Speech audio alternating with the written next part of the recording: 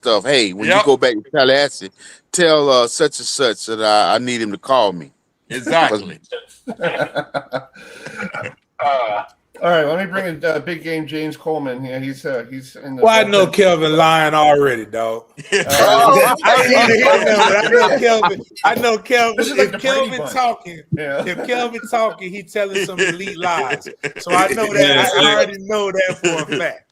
Hey James, you know that's what them Canes do. All they do is lie, man. Oh, You know, man. it's- There you go. That's all they There do you is go. lie, See, man. hey, It's all Carlos, night.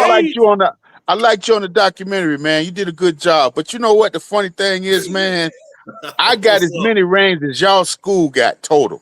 Man. You Oh my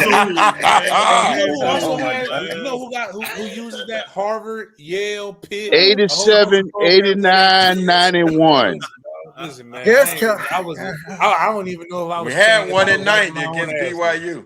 This is fun. I love this. I'm just gonna sit Yeah. back. Man, You guys talk. Yeah, Go I ahead. mean, it's Oh, like the only thing missing Lord here of the is Rings.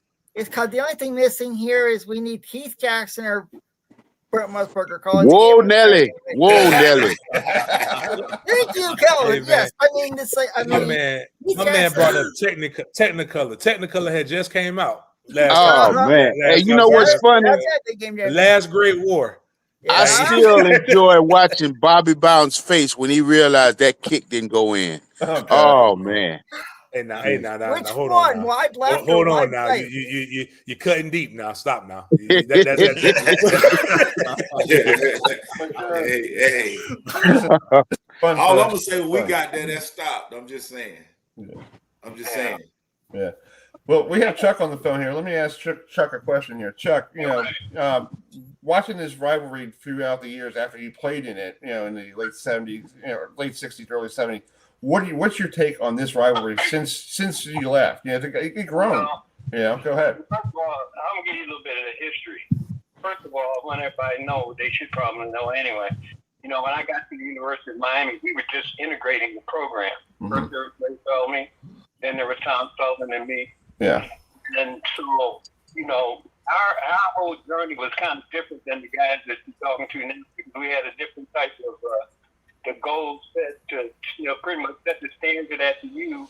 Because when you look at the U, they in Florida alone, they had so many great players in that system that they could have won 10 national championships by now.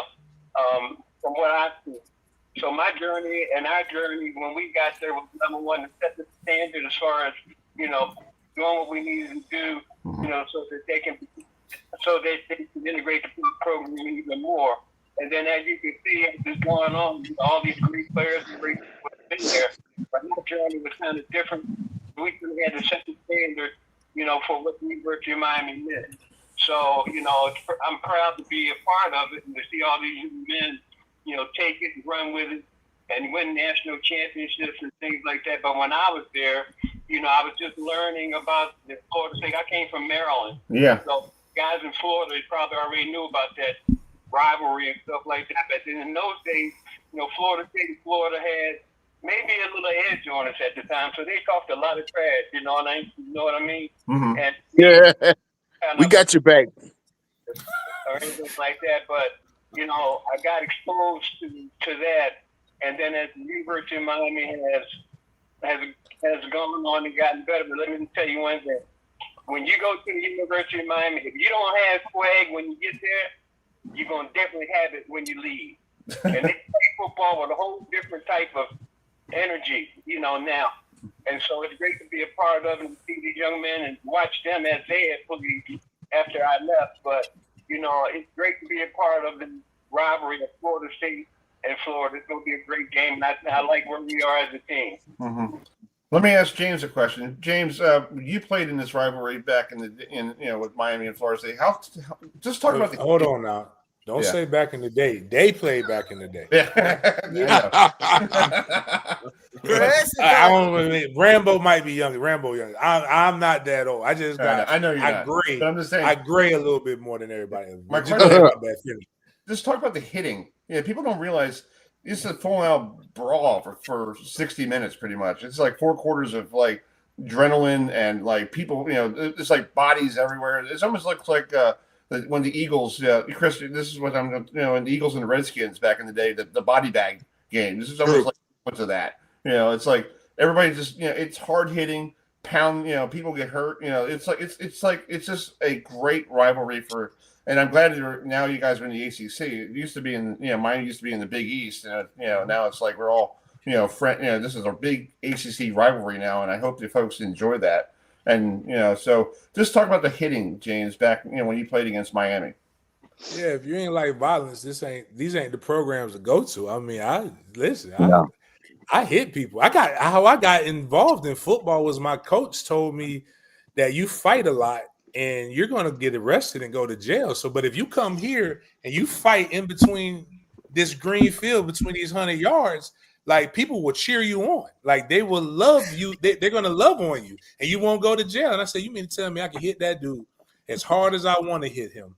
And I could maybe go to college. I could get it. He's like, yeah, and we'll feed you 3 square meals and we'll give you two and get you out of the apartments. I said, I could get out the projects like this. I said, exactly. And then, but then you watch these games, right? So one of the things that I had to go up against, and I almost went to Miami. So I remember as a young man watching the national championship game against Nebraska with Miami. Mm-hmm. John Vilma on 2 back-to-back plays literally could have gone to jail for what he did to those 2 guys. So I'm like, cool, I'm going to Florida State. Then I'm like, wait a minute, hold up. Yeah. He played Miami. I played fullback, so I got to hit this guy. So you either going to hit or be hit. And I loved it. DJ Williams, John Vilma, Beeson, Taylor, all these other guys there. I'm like, cool, bet. And then I'm like watching this stuff now because, they got, again, our video was a little bit better than some of these other guys. Not as grainy. Right. But my son is watching this stuff. So we had spring break. I'm over here watching the Orange Bowl game. And my son's like, Dad, is that you? You hit Vilma? I'm like, yeah, I squared up on him. And then Greg got his get back on Sean Taylor. And it was just a lot of hitting going on. It was a lot of violence. And then even the touchdown I scored, dang, man, it's 20 years ago. That's crazy. 20 years ago, it's I watched it 7 years ago. And I didn't realize how hard the collision was between me and Leon Williams until I watched it. And you can you hear the crowd. But you hear it sound like it sounded like 2 cars colliding in the end zone. And we didn't block the Mike linebacker on 34 belly. That was my guy. That was one-on-one. You either got to make a miss or you got to run over him. We only need a yard. So it was those things. And right now, I'm getting a little older. My neck might not be as great, as fluid. I'm a little stiff, but I had a great time. I got great memories from some of those hits, man. And it was just it's fun. It's one of those. Those are 2 programs where you don't want to go and not be and not make no play. Like how you go to Miami, how you go to Florida State, and nobody know who you are. Like that's a tough thing to be. So I love being able to people know who you are in this game. Uh-huh. Like you'll go and I tell my son, I tell the kids I coach, I joke with a lot of people. Nobody has I scored 10 touchdowns. But the only touchdown that anybody ever talks to me about is a touchdown in 2005 against Miami into our student section end zone. So like it was just a lot of fun, a lot of vibes, and it's great, man. Again, I miss the violence of the game. So nowadays game it sounds like an aggressive pillow fight sometimes. But this right here, hopefully these guys are going to come out and bang. Yeah. Let me ask Blade a question. Blade, thanks for coming on tonight, sir. I appreciate you coming on.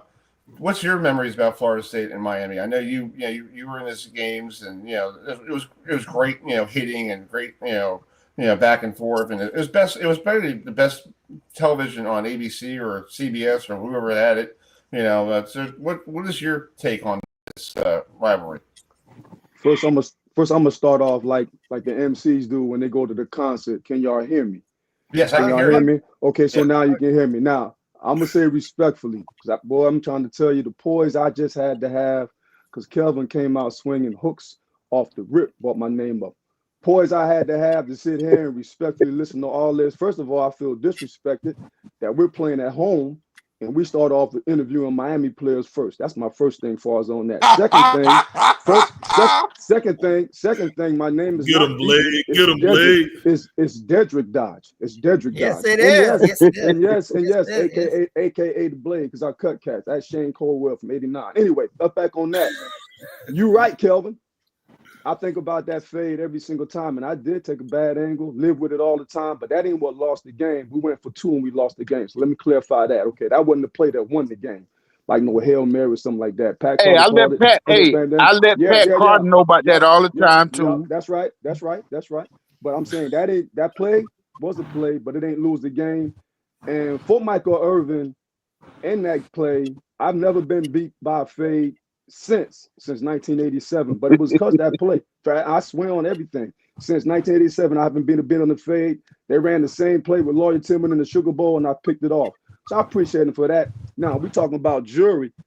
You right. I hold that thing in all the time. Because even when I got to the NFL, I got 2 Super Bowl rings, and I had to run through a lot of Miami cats. So let's say that there on that thing. 89, you got that jury, but you ain't beat us, is what I'm talking about as far as on that. So to talk about the rivalry, man, we got a lot of respect for Miami. It's like probably one of the only teams that you play, like everybody's been saying, man. A lot of guys played against each other. It's just like during this week, it's a lot of trash talking. But one thing that we can do as far as afterwards, man, we always can hang out and joke and respectfully joke. You know what I'm talking about as far as on the thing. Hurricanes, a lot of respect for them.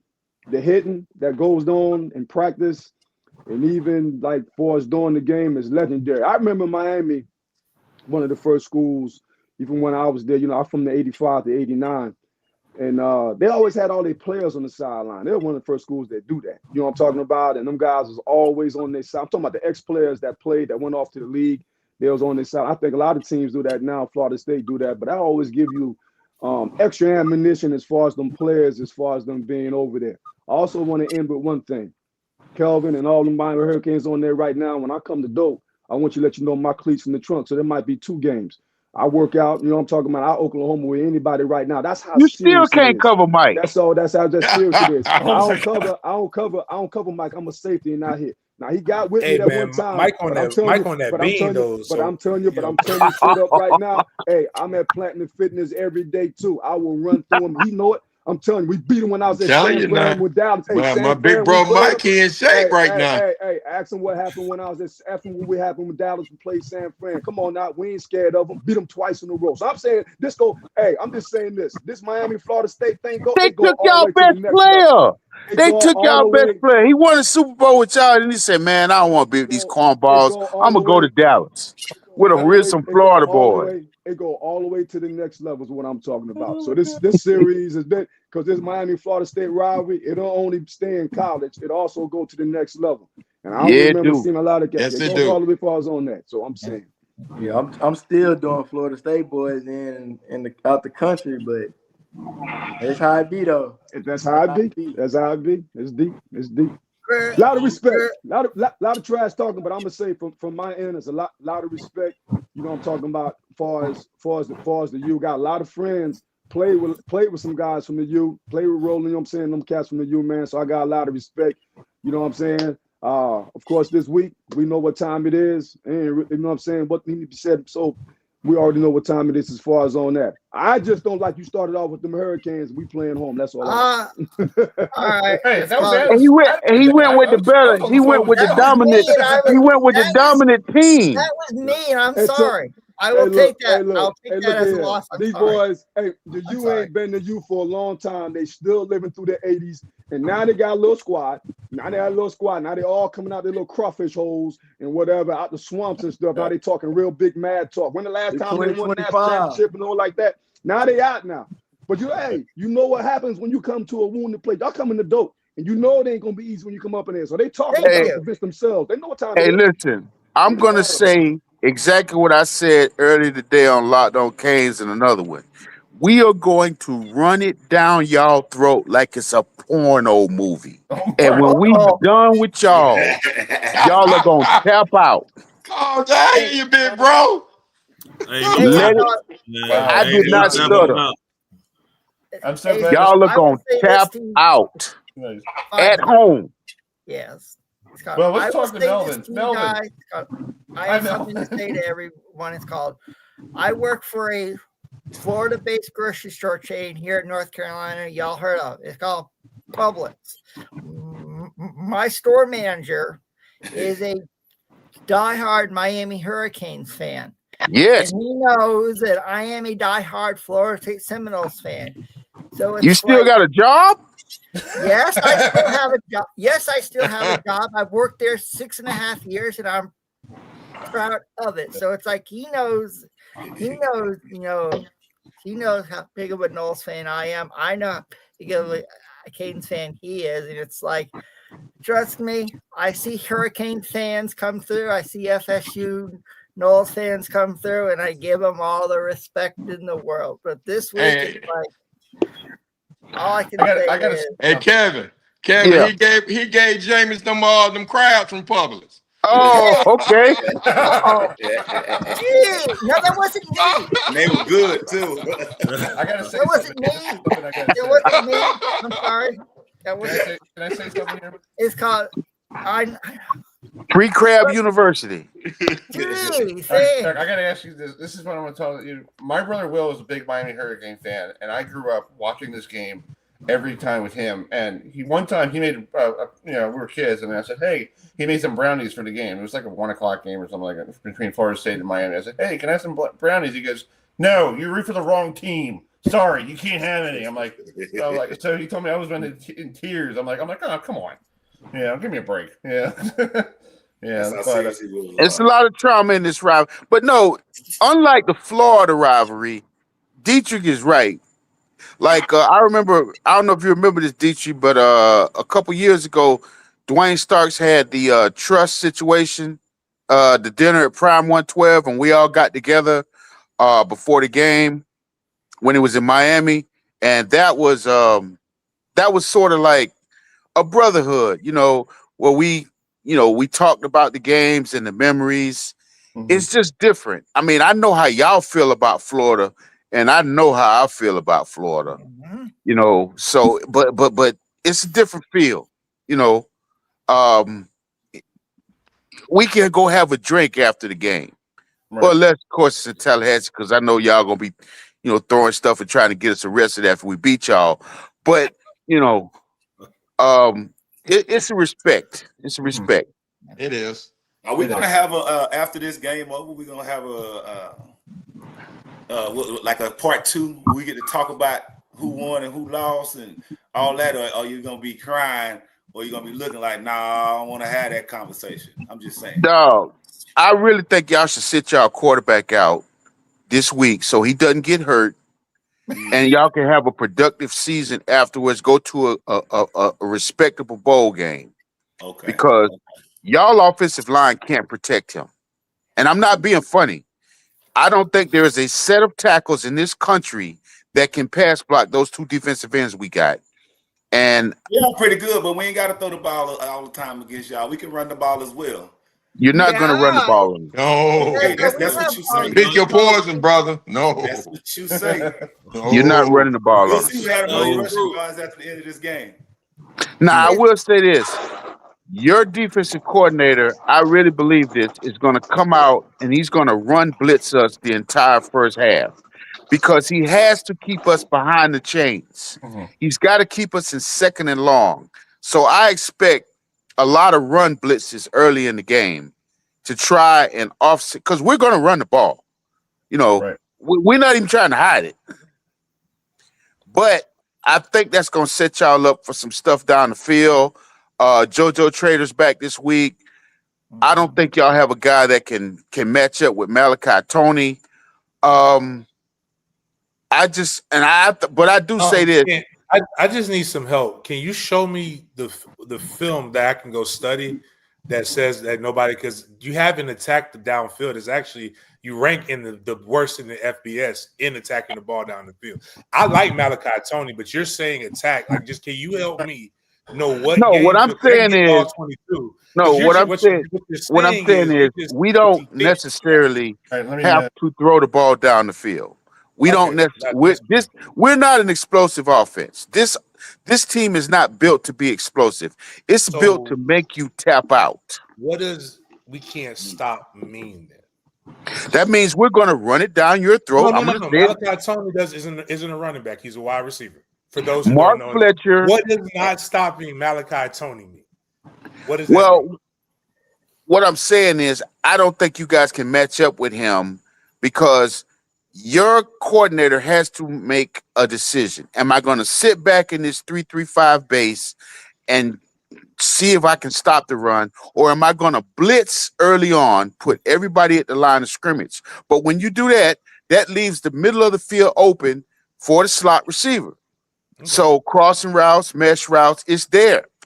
So you're not saying like he's going to do like 200, 150. You say like he's going to be able. I think he can. He gonna move the chains. He gonna Yeah, move he the gonna chains. move Now, it. they're going to move the chains. No, he's not. Mark He's Fletcher is nice. he- Mark Fletcher is nice. I'll give you. yeah. He's You're not right. he's not a 80-yard bomb guy. He is a the middle of the field guy. But if you think about this, because we all remember what Tom Brady did with the Patriots. He didn't beat you with the deep ball except for that one year when he had Randy Moss. He beat you with the tight end and the slot receiver, two white boys that ran 4.8 because they dominated the middle of the field. So with the 3-3-5 that you have, you can't sit back in those bubbles. You can't have those two bubbles and just let us run the ball. No, Because I'm we gonna let will you know. we will There's not a bigger gash. Carson Beck- Can I There's ask? not Can a I bigger ask? Can I Carson ask Beck Kelvin? fan. Can I ask? There's not a bigger Yeah, go ahead. Carson Beck fan on this thing than me. I coach Can I- Carson. He's a Mandarin kid. I love Carson. But what you're talking right now, Kelvin, is out your ass. Like I just Can want I you to ask- know. Carson ask- doesn't attack the ball down the field. That's not. You're explaining a game. We're that not you haven't asking him seen. to. What I'm saying is, you're saying about the corners and the blitz. It's your coordinator is a conservative guy. Now, if you can run, I was with you with the run game. I was with you there. You were making sense. But when you started talking about the throwing stuff, it's when we kind of got out of it. That's when that homerism. And I know you got that pride and you got to have it. But like I was in Carson Beck's box at the Notre Dame game, watching it, hanging out, enjoying the snacks and shit. So like I get what you're saying. But like this is ball right now. You were getting into the ball stuff, the X's and O's. So I was getting confused. I'm gonna be honest with you. Are we doing the X's and O's? After being around him and understanding what they did at Georgia last year, I have so many questions about Georgia's coaching staff. The fact that you don't let your quarterback audible and you're running some archaic system from 7-8 years ago also explains what happened to them this past weekend. But I tell you right now, that kid has a full understanding of the offense. He can make the throws, but we're not going to ask him to because we're going to run the ball and we're going to throw in the middle of the field. Now, when you guys have the ball, we got to be extremely disciplined because the eye candy in that offense is what distracts people. But all y'all really want to do is take James Coleman up the middle and gash us with A-gap runs. That other stuff is just distraction. And what happens is teams get distracted and y'all just run the ball right up their gut. And that is the biggest problem I think we're going to have is not get caught up in jet sweeps, not get caught up in bubble screens, is to understand that y'all are going to run the ball A-gap to A-gap. Kelvin, do you remember your games when you played in Doak? Like I heard you say 87. That was a close game. I'm talking about games that you played in Doak. 89, y'all lost. What about 91? Do you remember the games that you played that was in Doak? Yeah, why right? You see what I'm saying? Hey, listen. Look. I will never. Listen. I told some. Hear me out. Yeah. All I'm saying is this: we are playing home. It's like playing in the old Orange Bowl. What y'all playing in now? That ain't the Orange Bowl. The Orange Bowl was live. The Orange Bowl was live. But I'm just saying, everything you're saying is real. But understand, if I'm about to dominate, you're coming to Doak. And you know how we play when you come to Doak. That's all I'm saying as far as that. And you remember from the games you have. It go down to the wire and all kind of things like that. It ain't going to be no dominant. We going to tap out. Come on, bro. Talking out the side of your neck. We ain't tapping out in Doak. We ain't going to do it. We ain't tapping out against y'all. You know what I'm saying? When you was there, when y'all was really to you, because that's what we going off of when y'all really was you in the 80s. Y'all ain't been the U since then. So everybody living off that, looking at the old films and all that stuff like that. When we were the U, holding up the U sign, that's Utah. I don't care what Dog, they say. y'all We tapped talking out about 2 right years now. ago.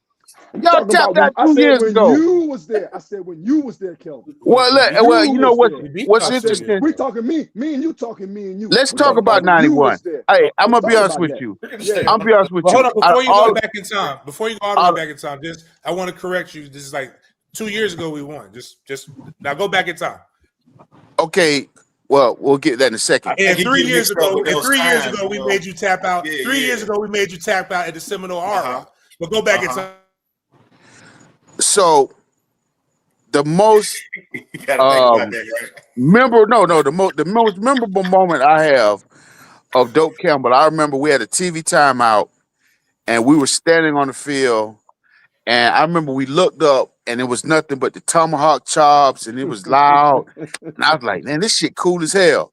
Now, of course, 2 plays later, Larry Jones scored and it was quiet, but the atmosphere of all the stadiums we've been It's in, unreal. It's unreal. I love that atmosphere. I love it. I mean, other than the Orange Bowl, it was live. yeah. Now, I will say this. A lot of people talk about what Hard Rock is in the Orange Bowl. When No comparison. when we have a big game at night, like we did against Notre Dame found out them Cubans get loud because they drunk. They've been there all day. They've been tailgating, and they passionate about that orange and green. Now, I will say this. Dope Campbell, y'all are consistent every week because there's nothing else to do in Tallahassee other than sleep with your sister. So this boy doing slavery. So this man from Fort I Myers imported a talking lot like of he's from Miami women. Miami. I don't know about all that. hey, hold on. The greatest Myers. athlete to ever set foot at Florida State is from Fort Myers. So hold on now. Watch that.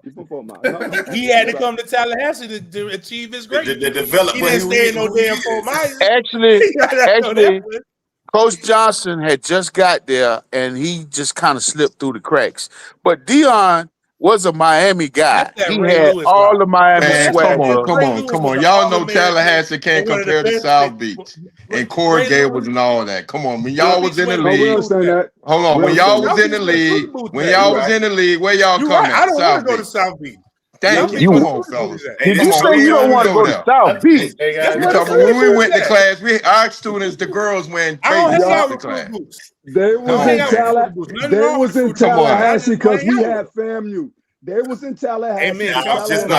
Man. They don't like black women. That's what it was. They don't like. That's too much thickness. No, man. They ain't got enough of that. My money was getting Rolex thickness, was getting my money. They act like FAMU. Oh man, Rolex, yeah, Rolex nice. was getting my money, bro. We weren't worried about no Tallahassee. See, that's the thing. We got Carol City. We got all the hoods down there. And we all had a gal at FAMU. Yeah, or no doubt. FSU. That's what I believe Leon seriously had. I don't know how to stop this, but we got to move on. Let's move on, Chris. You know why I made that joke. I'm just going to sit back and watch. Yeah, I'm okay. I tell you what, before I leave off of this show, I want to say one thing. If I don't say nothing else, I'm just saying from 93 to 98, we was 5-1. Yeah. That's all. Okay. We was 5-1. No, y'all had. Listen, y'all had a run, and I love me some Charlie Ward. I'm not even gonna sit here and lie. I like Charlie Ward too. I think Charlie Ward revolutionized what we see today. Charlie Ward at quarterback and Dennis Erickson's offense, because basically they were the same thing. We beat y'all in '94. That was my last year. Yeah, that's the only one. I said 5-1. Hey, Sapp put on a show that game. Yes, he did. Put on a show. I think we go through streaks. Both schools go through the streaks. If we're going to talk about streaks, both schools going through the streaks. We go through streaks. I think the most Miami beat us in a row, if I looked online, was 6. I think we did y'all 7. You know what I'm talking about? We trying to like one up. What's the rivalry? What's the record of the rivalry right now? 36-33 Miami. Gotcha. 37-33. 37, Can 33. we I stand count corrected. I FAMU? The stand. FAMU win the dope? Oh, somebody got Can we count the I FAMU? like that. That was nice. That was nice. That's good. I just wanted to make just try That was because they nice. lost twice That in was dope nice. that year, if I remember. That was correctly. nice. Oh All right, man. guys, but we got to wrap it up here. But I appreciate you all coming on tonight. It's been Thank fun you, guys. listening to all your Thank you. trash talking. Yep. I'm Man, ready to this go was now. totally good, man. I'm ready This to is so go. good. I have no words. I ain't It's gonna lie, all- hey, it brought out some energy in me, man. I feel like I need to get in some better shape and go do some stuff, man. It was Hey, Dietrich. Hey, Dietrich, I think Mike gonna be at the game, so if you want to get Oh, Mike gonna back, be there. You already know that big bro gonna be if you there. want to, if you want to put your you want, hey, I got my money on Mike still. I got my money on Mike. Mike is Man, shape. Mike's still in shape. I'm telling you, man. Mike is shape. We see him every week. Every Hey, week I you- see Mike. Mike is Hey, shape. hey, you see him ringing that bell? Hey, Chris. Yeah, you seen him ringing Chris, that. you see Y'all him ringing saw that him ringing bell? that bell. Hey, it ain't as good up in Tallahassee as it is in Miami, so he's gonna have to bring his own stuff. Ain't nothing that exciting about that. Ain't nothing that exciting about reading. Oh man, Mike. Hey, Mike is high on life. Mike is high on life. Oh, he by the way. said the steps down up there. Mike is a good dude. Hey, All right, his guys, I step going up appreciate there, you coming on tonight. definitely. Enjoy it. Hold on, real quick. Can I say Don't something get real quick, arrested because Chris? I don't have any money to bail you out anyway. Yeah, Right. Hey man, I appreciate you guys, man. Hey man, let's have a great game, man. Let's have a great game. Yeah. I have a tailgate Appreciate if y'all you, want to man. come. If y'all in Yeah. town, if y'all want to slide through, I got a Yeah. tailgate if y'all want to slide through. Free, everything on me. Respect, fellas. All right, Yeah. respect. Appreciate you. You guys take care. God bless. All right, God bless Yeah. everybody. All right, see you. Respect. God bless, guys. Yeah. Chris, Yeah, that may be the most fun we've ever had on this show. dude. It. You know what it felt like? I felt like I was on the Brady Bunch. I just was thinking that we had 9 screens. I was like, are we on the Brady Bunch? I was like, what? Yeah. Well, that's what we got to do. That's So- Florida. That's Miami, Florida State, folks. It's called, if you, All right, let's switch gears here. We got Brandon Walker on last night in Monday Night Football. The Broncos took care of the Bengals, who right now are 2-2 and wheeling. So let's bring in Brandon. Brandon, you there? I don't know if he's there. Hello, Brandon. Brandon. I don't see Brandon. I have no words for what just happened. Dude, that was so fun. I mean, we had comments coming in. I was like, I know. We had major comments coming in. It was pretty. I was like, holy. That may be one of the greatest segments we've ever done in our history. No, I think this is the best one. I think the other one was when we had the Bengal guy on, and what's his name? The guy who does the radio side for the Bengals. Yeah. Yeah. You mean Dave Lapham? Skip, and what's the name? On the other side, they were talking. They're like, "Yeah, man, I haven't seen you in a while. Hey, what's up?" Yeah. I hope Brandon is there. So, Brandon, are you there? Brandon. Hello. I don't know. Let me text a message to him. Yeah, that was the most we had on. If you missed that, it's called You Must Have Been Hiding Under a Rock. Yeah, no, it was great, dude. That was very cool. So the people we had on, let me tell you who we had on. We had Chris T. Jones coming on. We had Melvin Percival, just tight end. We had Blade, Dietrich Dodge Jr. on. We had Big Game James, from Florida State. We had the Florida State side. We had Kevin Harris. We had Kristen Rambo from Montreal, who played with Miami for 1 year. Speaking of that, he will be back playing with the Ottawa Alouettes on October 13th at 1:00 against Montreal taking on Ottawa. So hopefully we'll have that as well. And then we had Chuck Foreman, former Miami star running back in the early 70s, back in the day when Miami wasn't and Florida State wasn't the big rivalry game like everybody knows. That was like. Yeah. All right. I think this is Brandon. Let me bring him in. Hi, Brandon. How you doing, bud? You're muted. I don't know if he's working. Hold on. Yeah. You're muted. We don't know. He says I love. He said I love the show. It's fantastic. Yeah. Try log back out. Yeah, log back out and log back in. Yeah. Chris, I literally have. You know how fired up that got me for Saturday night? I'm going to replay that during Saturday afternoon. Yeah. Yeah, that was classic. That was like I felt like I was at Doak Campbell Stadium. Thank you for all the folks tuning in for sending us comments. You know, some of the comments, like one of them was like, "Who has the number one offense?" And then somebody goes, "We're going to learn. We're going to lean on their light." I don't know what that meant. Was like, holy Yeah. This is one guy goes, "What's up, fellas? Love the chat. This is awesome." You know, I guess this we should do this all the time.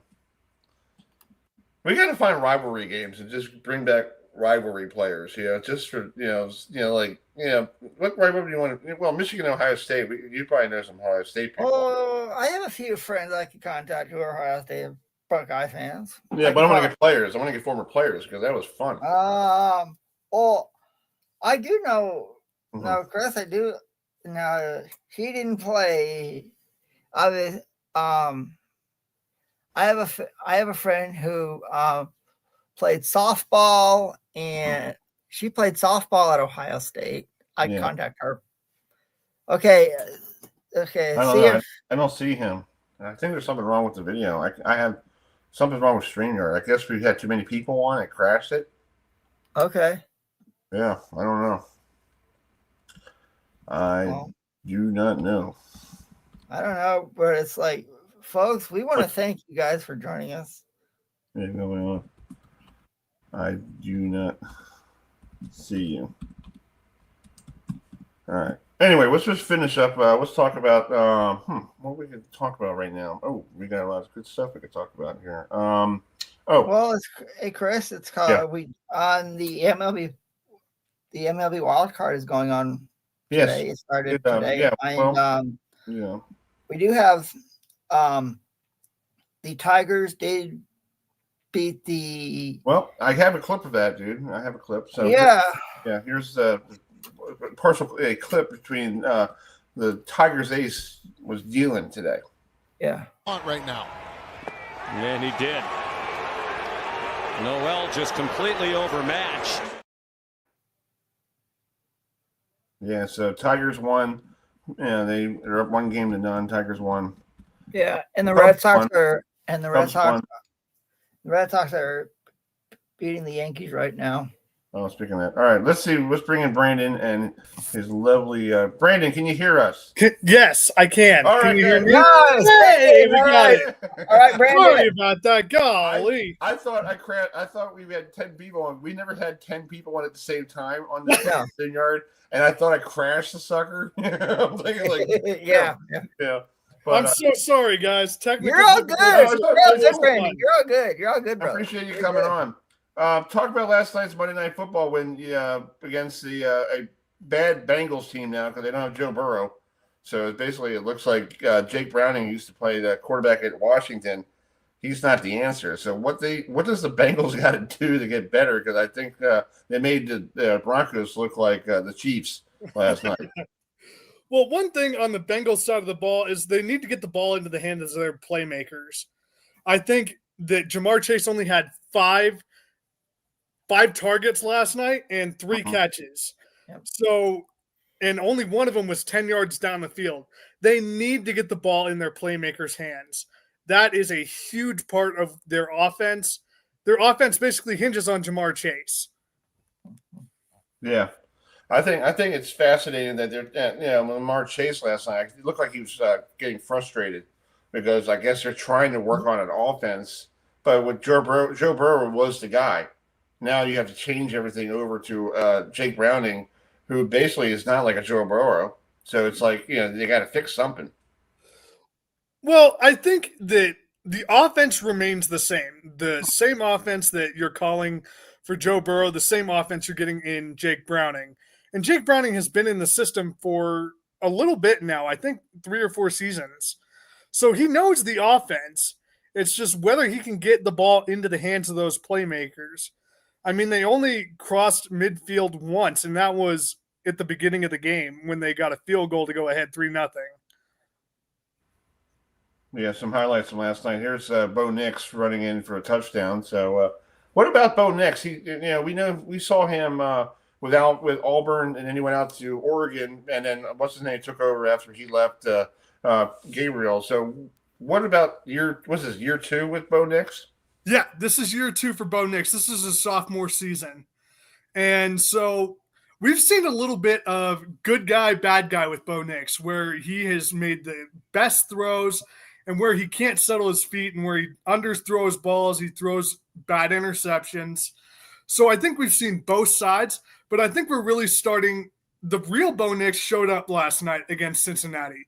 It was Cincinnati's defense that has given up 60-some-odd points in the last 2 games, but that needs to happen in order for playoff teams to look like playoff teams, right?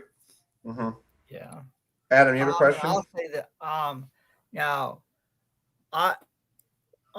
early in the season, I was talking with some friends, and I told them that I think that the Denver Broncos can make the playoffs after what I saw last year from Bo Nix in the wild card round against the Buffalo Bills, because he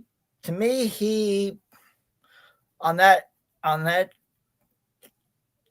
day in Western New York, he impressed me. And to me, it hasn't gotten us to the start that he wanted right now. So do you think he, with the way the Kansas City Chiefs are, with the way the Raiders are, do you think the Broncos can contend for the AFC West title?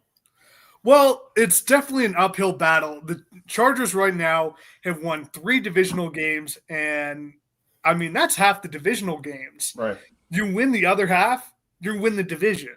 You've got to beat those divisional opponents. I don't think the Broncos will win the West this year, but I think they are in the running in the next couple of years. This is still a young team. Bo Nix is a second-year quarterback. He's still learning Sean Payton's system. This isn't Drew Brees, who's been in, 13 years with Sean Payton. This is Bo Nix, a second-year quarterback who's still learning the system, still learning the nuances. And I feel like Denver is on the brink, but they're not quite there yet. I think it might take a season or 2 to get there. Yeah. Well, let's talk about this weekend. Quick turnaround. You got to go to the Champs in Philadelphia at 1 o'clock Eastern time, noon, or 11 o'clock Mountain. What does the Broncos have to do to knock off a tough Eagles team? They've been playing, yes, they were blowing out the Bucs on Sunday, but it looked like they've been playing one of those catch-up games the last couple weeks. Well, I think one of the big keys against Philadelphia is stopping the run. If you can stop Saquon Barkley, then I think you can win the football game. We have an excellent secondary with Pat Surtain, with Riley Moss, who shut down T. Higgins after T. Higgins just completely ran roughshod over Moss in 2024. Moss looked much better this last week against T. Higgins, and that was the matchup they were looking for. But I also think that the pass rush this year will exceed the pass rush in 2024. I really do think that this team can pull off an upset, but they have to do certain things. They have to stop the run, score early and often, and quiet that Philadelphia crowd, because those guys are crazy. Well, Brendan, I appreciate you coming on tonight. I hope you enjoyed that whole Florida State Miami thing. That was fun bringing back all those. It was definitely entertaining to watch. I can't speak for them, but it was fun for me to watch. I felt like I was on the Brady Bunch. I had all the boxes open, and I was like, and I had Chuck Foreman on, former Viking on, who's from here, and he played in Miami. I'm like, this is fun, and they're trash talking to each other, and I'm sitting there like, I didn't even say a word. I'm sitting here listening to this stuff. This is like, I want to go down to Tallahassee this weekend and beat some people right now. Right. No, that sounds like a great atmosphere. But I'm telling you, we're in the full swing of football season, whether it be college or NFL, and I'm here for it. I'm excited to see what Denver has to do. I'm excited to see what Week 5 brings. Yeah, exactly. All right, Brendan, we'll try to get you on. I don't know you're taking on the Ravens this year. Are you guys taking on the Ravens? We're not taking on the Ravens this year, but how do you guys feel like they're looking? Well, we're going to talk the Texans. Hey, Chris, it's called you should bring on Brandon when the Broncos take on Brandon. It's called, if you didn't know this until now, Chris's favorite NFL team is the Kansas City Chiefs, and I know. Let me tell you the reason why. I was a kid growing up. Montana was playing with 49ers, and he got traded to Kansas City. So I was like, I guess I'll be a Chiefs fan because I love Montana since I was a kid. And everybody looking at me. And this past Sunday, they played the Ravens, and my girlfriend's parents live right behind me. And they asked me to come down to the game. So I wore my Montana white jersey, okay, and my Chiefs flag over top of me. And I was marching down the driveway with the Chris, you're muted.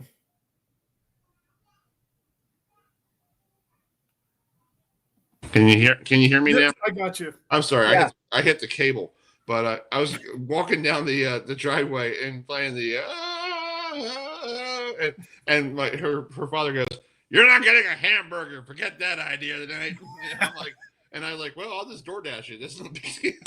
All right, Brandon. I appreciate you coming on. Enjoy this weekend against the Phillies, the Eagles. Forget that.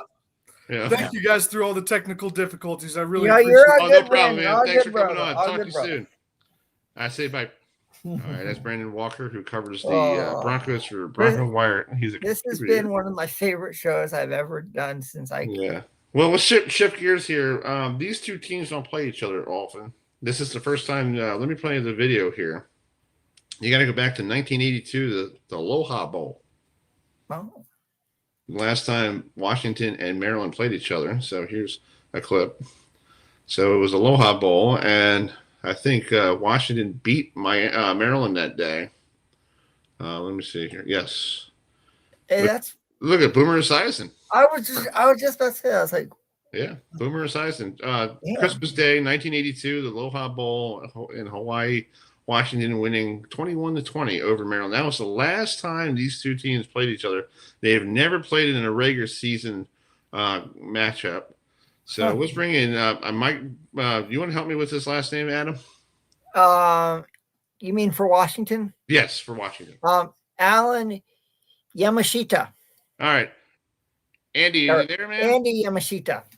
Yeah, I'm here, guys. Hey, thanks for coming on. We had such a fun time with all the Florida State Miami guys. We're like on a high right now. Yeah.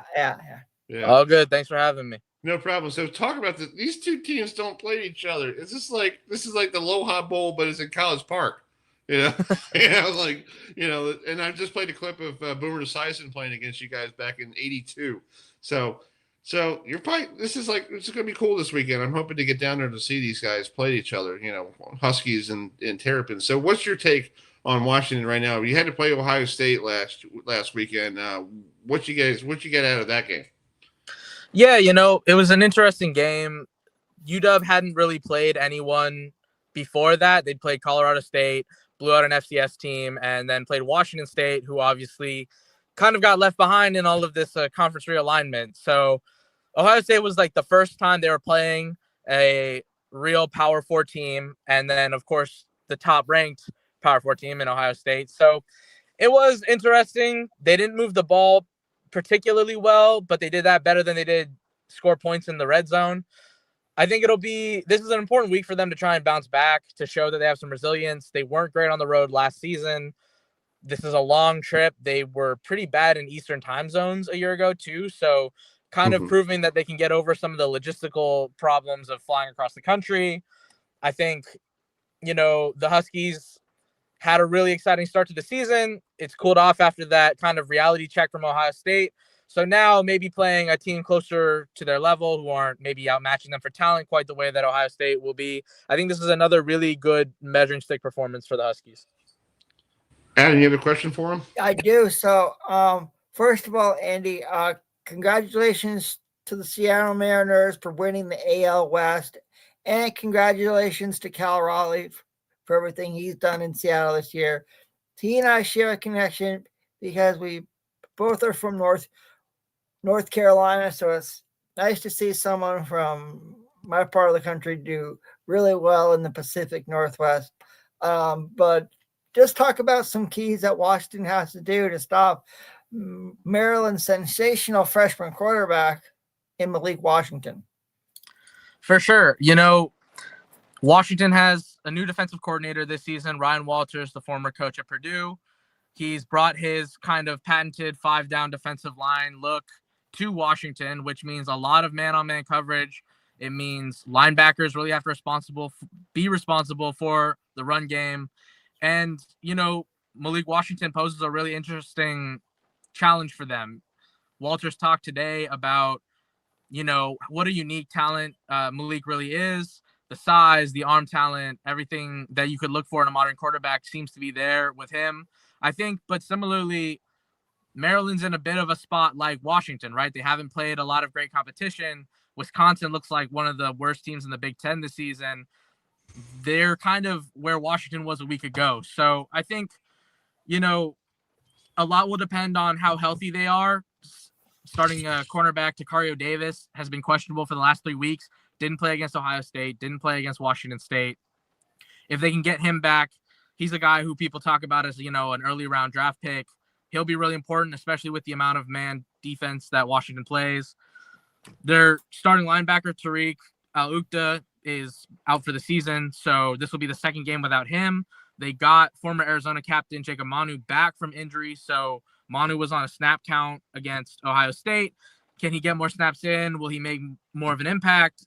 That'll be something to watch too. So I think this Washington defense certainly has some things to prove. They've been okay against the run. They weren't great against the pass against Ohio State, but Ohio State has two of the best wide receivers in the country, and Jeremiah Smith and Carnell Tate. So I think it'll be interesting. Walters has pedigree in the Big Ten at Illinois. His stint as the head coach at Purdue didn't go well, but his Illinois defenses were some of the best in the country in 22 and 21. Produced Sidney Brown and Kirby Joseph and a lot of big names. Devin Witherspoon obviously plays for the Seahawks.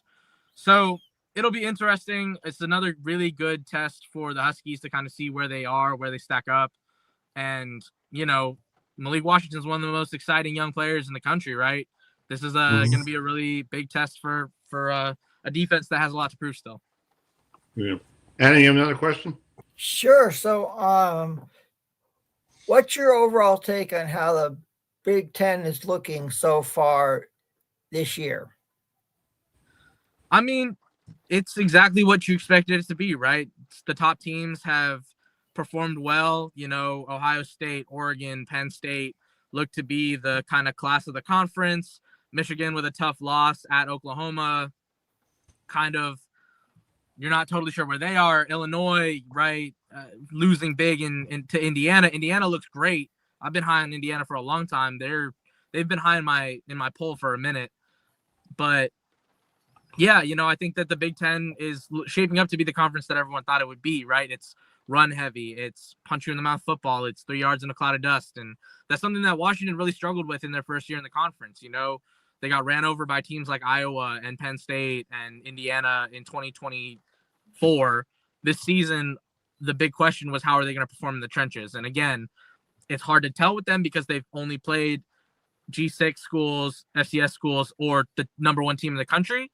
But, everyone knew that this is what they were signing up for when they joined the conference. And I think so far the Big Ten has lived up to its reputation. Yeah, I think it's still weird that Washington's in the Big Ten. I'm like, I'm waiting for the Pac-12 to say, hey, you want to come back? Stay home. Come on.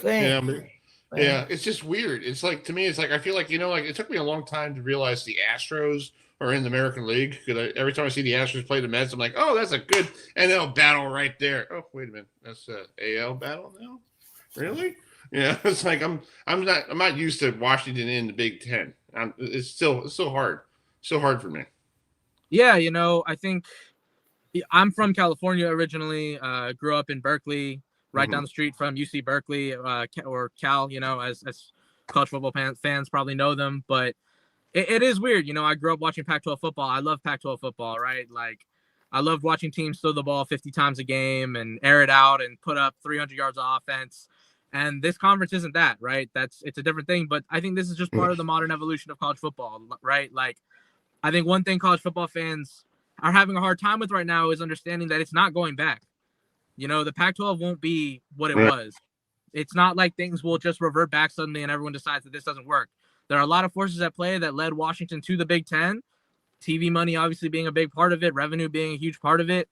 And this is what modern college football looks like, you know, and whether you can continue to enjoy the pageantry and the things that make college football special, even with the changing times, I think that's the big question college football has to ask itself right now. And, you know, I think following, you know, a team as I do as the beat writer, you know, you see the ways that it's changed, but you also see the ways that it's still, there are still some things that make college football unique from professional football, right? There's still, you know, games on campus. There's still rushing the field after an upset. There's still the traditions that each school makes each school unique. And, you know, it's learning how to appreciate those things in the scope of understanding that college football has a playoff now and Washington and Maryland are in the same conference, and figuring out how you balance those things. And I understand where people are frustrated with, you know, the changing times, but, you know, college football has always changed, right? Like that's a big part of the sport. This isn't 32 set teams playing each other 17 times. Like college football's always been weird. That's why people love it. That's why I love it. And so, you know, figuring out how you can live with that stuff, I think is a big part of being a modern college football fan. And as much as I miss the Pac-12 personally, and from a travel standpoint, it was way easier to travel on the West Coast than it is now. You know, again, it's just part of the shifting landscape of college football. Exactly. Well, Andy, thank you so much for coming on tonight. And are you making the trip to Maryland this weekend? Yes, sir. I'll be out there. I hope to see you there. I might be there, so I'll stop by and say hello. Thanks for coming on tonight. All right. Absolutely. Thanks for having me, y'all. All right, buddy. Safe travels. Okay. All right, bye. All right, that's Andy Yamashita. There you go. We'll talk. Hopefully see him Saturday. I'm going to try and we're not going to talk about. You're going to try to make the trip, aren't you? Yep. Guys before Miami, Florida State. Yeah, I'll be home for that. Definitely be home for that. You know, that's, Yeah. I'm kind of like in between here. Yeah. I know. Yeah. We got breaking news. Let me bring out the breaking news sign. Breaking news. I love it. Breaking news. Lamar Jackson is on the shelf. Yeah, that is correct, Chris. Yes. Yeah. So, he got hurt. It was his play against the Chiefs on Sunday. So he's out with least likely a hamstring injury. So the Ravens have to go with Cooper Rush as their quarterback on Sunday, and former Dallas Cowboys quarterback. Yep. Around here, a lot of people they might be turning their TVs off. We don't know about here. So, but I do need to talk to some people here, here in Maryland. Yes, I am a Chiefs fan, but I have a lot of respect for the Ravens because they are a very good organization. Mm-hmm. You know, and I know I live here in Maryland, but when I was a kid growing up, we didn't have the Ravens here until '96. I was actually in freshman high school when they came here. Yeah. And my team was the Baltimore Stallions. And I'm still a little salty about it because I think the city of Baltimore could have had two pro teams in football. One plays in the summer and one plays in the fall and winter. Yeah. Hey, why not? Yeah, but the stories I heard, that Clendening, the governor, wanted that CFL team out of this beeping city. That's not the greatest thing to hear. But we know I'm good friends with Jim Sparrows and everybody there in the CFL, and But I have the Stallion jersey, so I'm going to wear that Sunday. Yeah. That's my team because that's my recollection of Baltimore football. Yeah. Because we didn't have, when I moved here in 1987, it was the Washington, don't call me Redskins, but back then they were called the Redskins. Yeah. Yeah. Here. And if you look at the map, dude, you see the state of Maryland, we're split between different teams. Okay. Baltimore Ravens are around the Baltimore metro area. Okay. When you get up to Harford County, it's split between Baltimore Ravens, Steelers, Eagles by the time you got up to Cecil County. Okay. Wow. And then if you go west, it's basically all Steeler fans.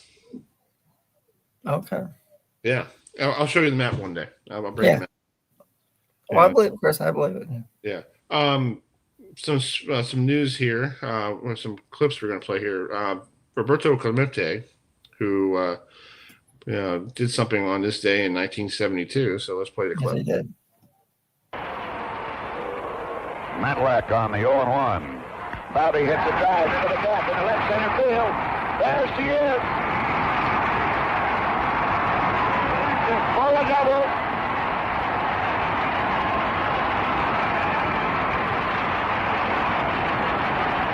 Papers flying, everybody standing.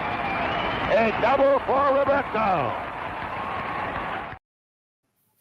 All right. Roberto Clemente doubled off as John Matlack, became the 11th player to reach 3,000, and that's it because later in that year he tragically died in a plane crash, loading up a huge amount of stuff on an airplane for hurricane relief. Yeah. Seriously.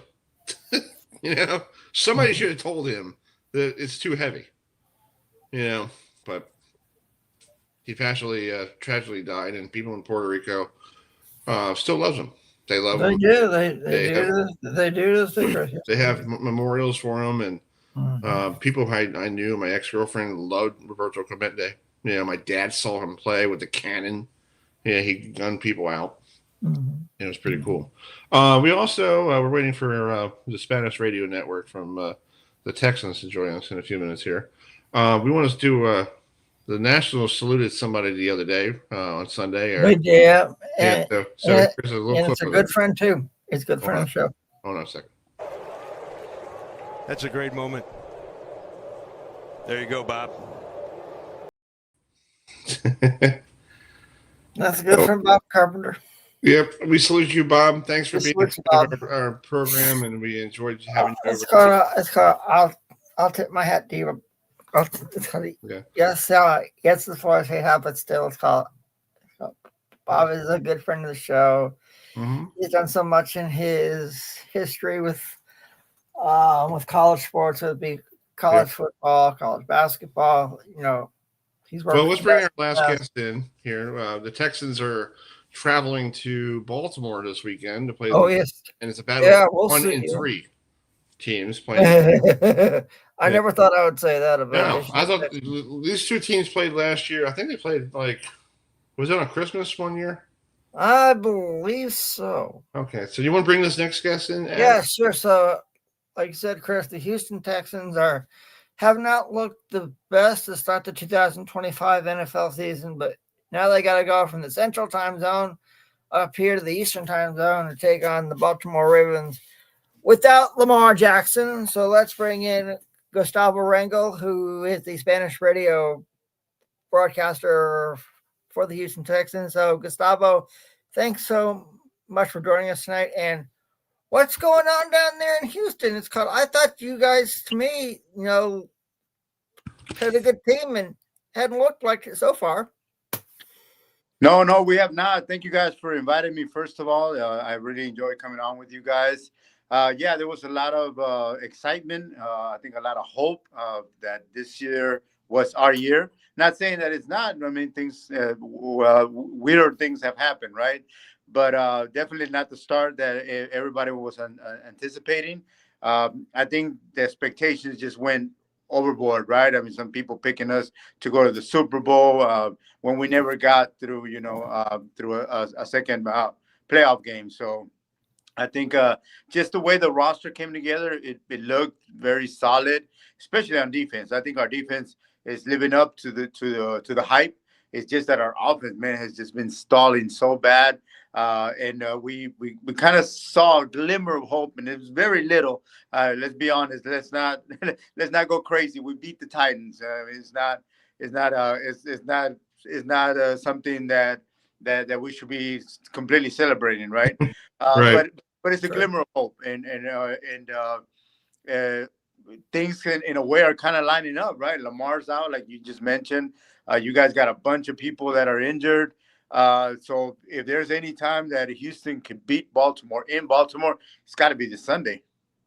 True. Yeah, well, it's funny now with the Ravens, they don't have Lamar Jackson for the next 2 to 3 weeks, and then you got Cooper Rush, who basically came in and they threw him in last week in the fourth quarter, and he didn't know what he was doing.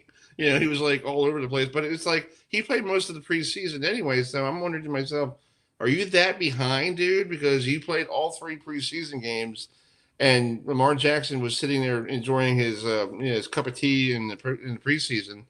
And you come out Saturday, come out Sunday in the fourth quarter, and you don't even know how to throw the ball. Yeah, I mean, we're not. We're obviously we're not a good memory for Cooper Rush. Last time we played him, right. We played him against the Cowboys, and we beat him up pretty bad. I mean, it was not a good day for him. So I'm not so sure that he's going to be happy to see us Sunday. Yeah, that's true. That's true. So let's talk about you guys. You guys are coming in 1-3. You beat the Titans, who basically right now are 0-4, and I heard the coach for the Titans have lost 10 in a row, dating back to last season. So he's on the hot seat. Probably going to get canned probably. But what did you see last week that was different from the Buccaneers game? Because you had the Bucs on the ropes. Yeah, I think finally, seeing CJ a little bit more loose. Finally seeing the offensive line protect them a little better. But man, our running game finally came to life. Yes, I know people are going to say it's against the Titans. Don't go crazy. I understand that, but man, Woody Marks played really well. Our rookie scored 2 touchdowns. He had been playing well, and we were asking that he needed more reps. He needed some more participation. They finally gave it to him, and man, he responded big time. And I think in the absence of Dameon Pierce, who we don't know what's going on with him, he keeps showing up in active. Mm-hmm. But Mixon, we don't know what's wrong with him either. We have no idea what happened to him, right? I mean, I think we got a clearer sense of where Tank Dell is, and compared to Mixon, because we don't even know what Mixon. I know it's a foot injury, but we don't know what type or to what degree. We don't have no point of reference to speculate when he might come back. So Woody Marks, man, he was a blessing on Sunday, and I think he's definitely going to be something to look to, something for Baltimore to take into consideration. But I think just that, the offensive line finally helping the running game. I think that was the glimpse, one of the highs in that win. And again, CJ, I think he's starting to look a little better. Got a long way to go. I mean, what we saw him as a rookie and what we saw last year and what we saw at the beginning of this season, it's way far away from what we thought he was going to be, right? So he's got a long way to go. But I think with Kirk, with Nico Collins, and Schultz, Dr. Schultz, they kind of found some flow. So again, I understand it was the Titans, but at the same time, there was some areas that definitely improved. Yeah. Well, it's funny. I just saw this fact. I'm just looking it up.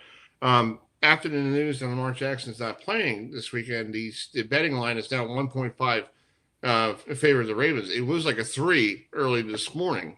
So right. I guess Lamar Jackson changes everybody's gambling. I'm trying to learn all about DraftKings myself because I'm still trying to do this parlay crap, because I'm not used to it. Never done it. But, I guess I feel like right now I think the Texans could come in here on Sunday and probably give the Ravens. I have never seen the Ravens to be 1-4 in a very long time. Yeah.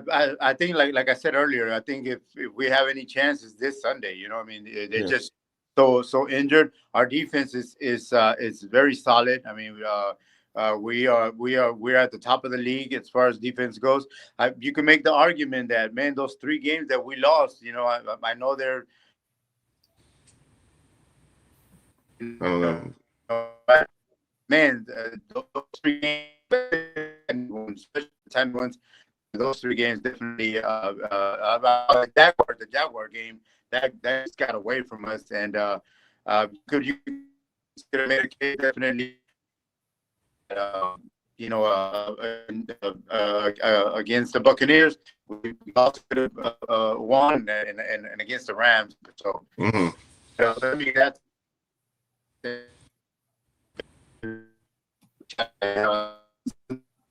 defense. Yeah, we're trying to see if we can get him better here. Yeah, he might be back on. Hold on. It's the internet there, probably. Yep. Yeah, we probably lost him. Yeah. Well, yeah, that was Guster. How you say his first name? Gustavo Rangel. Rangel from the Texans Spanish Radio Network. If he logs back in, we'll just finish up with him real quick. Yeah. What's the update at the Bronx there, bud? Update from the Bronx, Chris. Game 1 of the. Okay. There we are. Yeah, there we go. All right, we're gonna wrap it up real quick with you, but what's your score on Sunday between the Texans and Ravens? I think it'll be a battle of two teams that have that record, right? 1-3. I don't think it's a beautiful game. I think it's going to be a very tight game. But I think the Texans will pull it off because of their defense. I think their defense is going to make a difference, but it will be a tight game. I see it like a 24-27 type of game. I don't think neither team has enough to get above 30 points. So I see 24-27. I think we'll win for the first time in Baltimore. Oh, that's cool. Well, Gusto, thanks so much for coming on tonight, and enjoy your safe trip to Baltimore. Don't forget to eat some crabs when you get here. Oh, definitely. Thank you, guys. All right, man. Talk to you soon. Thank I you. say it, bye. All right, Gusto. We do have an update from the Bronx Press. Go ahead. Game 1 of the AL wild card between the Red Sox and Yankees went the Red Sox way. They won 3-1, and they now are 1 game to none. So I'm a happy camper since. Oh, yeah, you're from Boston. If you don't know, I am originally from New England, born outside of Boston, lived in New Hampshire. Game 2, right? Yeah, game 2 tomorrow. It's do or die for the Yanks because they win. Yeah, it's caught, and obviously you know who I'm pulling for tomorrow night. So let's bring in Matt in real quick before we wrap it up. Matt, I know you were trying to get on for the Brady Bunch episode of Miami versus Florida State. That must have been fun to watch on the other side. Oh yeah, that was. I mean, Dude, that was like, they were going at each other like. Yeah, they were. I thought I was Dietrich like Dodge. He was looking at Kevin Harrison. He's like, yeah, man, I'm going to be there in Tallahassee on Saturday. Bring your cleats, big guy. We're gonna. I was like, oh my god. Like they would have played. Dude, I felt like they were going to like come through the camera. I thought they were going to. Yeah, I was like, what the? Yeah, jeez. But we had a good time with them. It was great. It was awesome. Yeah, listen to all their stories, and we had Chuck Foreman on from. He's from here in Frederick. He's a former Minnesota Viking. Hopefully one day he will be in the Pro Football Hall of Fame. He deserves to be in the Pro Football Hall of Fame. He should. Hey Canton, I'm calling you. Yeah, we're calling him. We're calling. Yeah. So Matt, we're gonna wrap it up here because what is your take on this Florida State Miami? Let's do our picks real quick. Who's gonna win on Saturday between the Noles and Canes? well, you got the undefeated Canes. You got the former Georgia quarterback. But you also have angry, pissed off Florida State, and that I think overlooked Virginia, underestimated them, and was looking to this game. So I don't think Florida State's going to lose two in a row. I think they got a good team.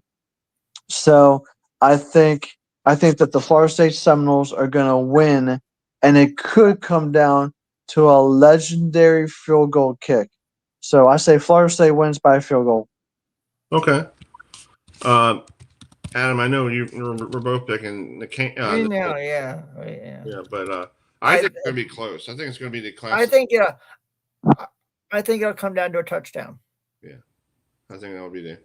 Saturday night, please join us. We're going to be live at the fourth quarter. The fourth, we're going to do the whole fourth quarter with you guys, like we did last week. We came in at the 2-minute mark when Florida State drove down and tied the game. So it worked really well. So we want to, hopefully you guys could join us in the fourth quarter. It'll probably be around 10 o'clock, probably. Yeah. I'll be awake. Yeah, 10 o'clock. next week I'm trying to figure out where we might be doing a show on Tuesday. I might be on the road or I might be here. We'll figure out what's going on. So we'll keep you posted on where we are. Yeah. So if we're home here, we'll do we'll recap. We'll get ready for Maryland, Nebraska. That could be a good game to talk about. Maybe we get some former Nebraska players on. Chris, I can contact a Nebraska friend if you want to come on. Yeah, we'll get some of that stuff on. We want to appreciate everybody for joining us tonight. Thanks for all the former Florida State, Miami players joining us, like Chris Jones, Chris T. Jones, Dietrich Dodd Sr. We had Carlos Thomas, Melvin Pearsall Sr., Charleston Rambo, Calvin. We had Kelvin Smith. We had James Coleman, Charleston, and Chuck Foreman. It was like, guys, I've been doing this now for almost over 3 years with Chris, and that was the most fun I've ever had. Yeah. We're going to play the encore presentation. That's probably before the game on Saturday, probably around 5:00 as you guys ready. It's called, guys, did you know that today is International Podcast Day? Oh, we really? want to thank all. So it's called. So we want to thank all of you for joining us tonight. All of our we've probably gained a few new subscribers from this, Chris. Probably will. Yeah. When we replay this. So so we're gonna leave you tonight with Adam. It's called we're since this is Miami Florida State game on Saturday night, there was a particular former FSU alum, his name is Burt Reynolds, and it's called, he starred in one of my favorite movies of all time, Smokey and the Bandit. So folks, thanks so much for joining us tonight, and we're going to leave you tonight, folks, by playing one of my favorite songs of all time that Jerry Reed sang, Eastbound and Down. So, folks, enjoy the game Saturday night, and now here's Jerry Reed singing Eastbound and Down from Smokey and the Bandit. Good night, everybody.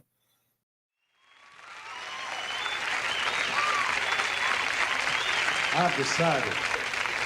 I've looked around this room here, see. I've looked around this room, and I have decided that they pay y'all to come here and listen. Either that or you're professional listeners. It's either that or it's just Texas. I don't know what it is. Right? Hello!